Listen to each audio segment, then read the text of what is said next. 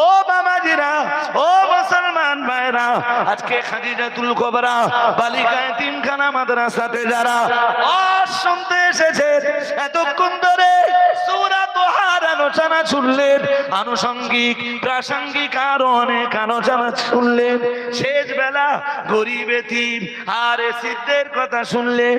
কোন এতিম যদি কিছু চাইতে থাকে, কোন এতিম ফকির যদি কিছু, মিসকিন যদি কিছু চাইতে থাকে, আল্লাহ জানিয়েছেন তাড়িয়ে দিও না, ধমক দিও না, রূঢ় ব্যবহার করো না, খালি হাতে ফিরিয়ে দিও না। নবী জানিয়েছেন এক চির খেজুর যদি থাকে, নিজে না খেয়ে মিসকিন ফকির এতিম এসিরকে দাও।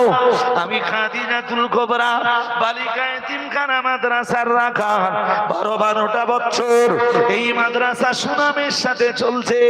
এ আল্লাহর বান্দারা, মাদ্রাসার মেয়েগুলো, এতিম অসহায় মেয়েগুলো ভিক্ষা করবার জন্য বাইরে যেতে পারে না, কারো দ্বারে যে কিছু চাইতে পারে না।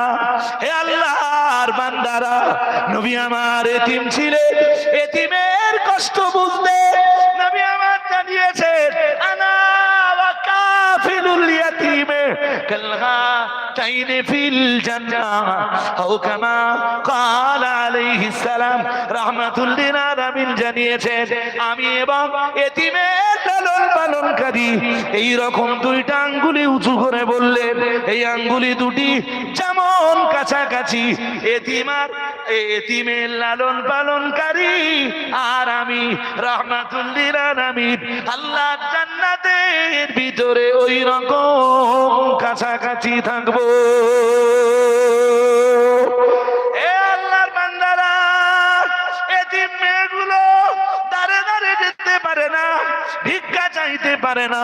মাদ্রাসার এই মেয়েগুলোর জন্য আমি মাদ্রাসার রাখাল হিসাবে আপনাদের কাছে হাত পাতবো। একটি এতিম মেয়ের লালন পালন করার জন্য এক বছরে 35 থেকে 40,000 টাকা খরচ।